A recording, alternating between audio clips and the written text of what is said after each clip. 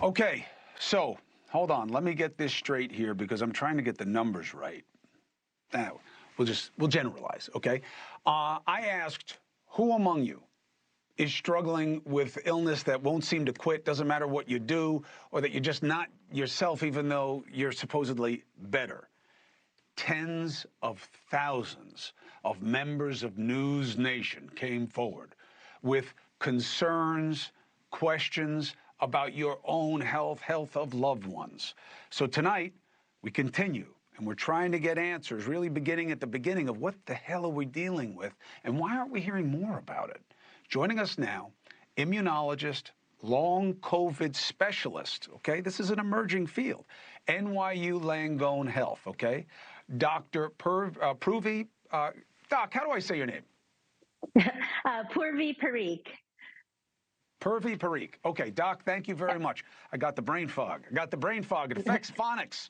So, Doc, let's start with one question that is not in your purview, but I think is relevant to you, and then we'll go to the clinical applications of what you're finding.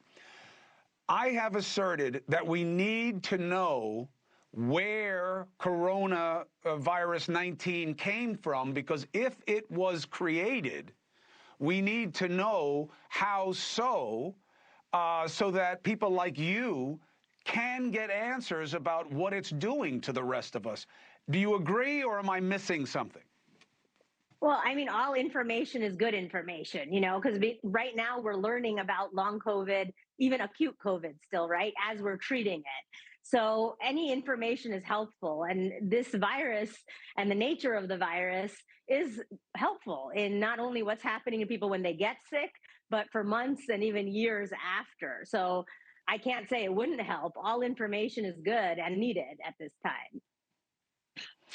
But also you could do genetic sequencing and see, what was this thing designed to affect, what is it doing and how is it doing it? That's why I'm pushing that. But that's not your field. Your field is what you're seeing that creates commonalities among the ill, especially over extended time. And what do you believe the root factor is that you're zeroing in on here?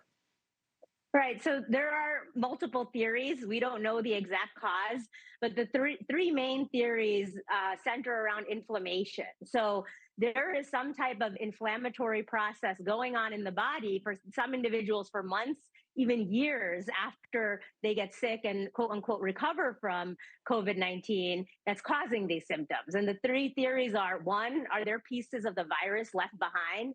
And many major medical centers, UCSF, NIH, even the group I work with, that we've found viral fragments left behind 12 months later, 15 months later, 6 months later, either in the blood or in brain fluid or even on autopsy.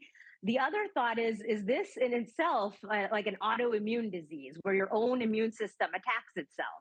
And there's researchers at Yale and in the UK that have found evidence of that as well. And what an autoimmune disease does is that also causes inflammation, right? So those are two thoughts. And then the third is, are there sleeping viruses that aren't even necessarily COVID-19, but like EBV and other in the herpes family of viruses that are getting reactivated?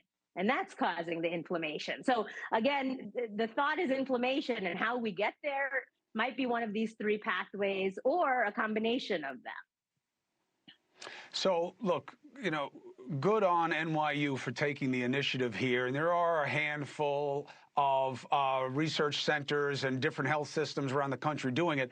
But it's certainly not an obvious emphasis industry-wide. And how do you account for that? And why is it that, it's not doctor from the NIH that's talking to the country about this? I mean, we've never even been briefed on a national level. Right. So the NIH, in their defense, they are putting funding towards this, and they've deployed funding throughout the country, something called the Recover trial. And so they are trying to shift funds towards this. But remember, I think our policymakers, unfortunately, are very short-sighted. So unless there is a big fire in front of you, like an active infection or economy shutting down, which might be the long-term consequence of this, those resources aren't always concentrated that way. So we got a vaccine fairly quickly, and everyone was surprised, but that's because all the resources were shuffled that way. So I agree, people are studying it, but more needs to be done. Hey, thank you for watching. Please go to newsnationnow.com, newsnationnow.com, and you can find News Nation on your television provider. And don't forget to click the red subscribe button down below. Then you will get more of News Nation's fact-driven coverage.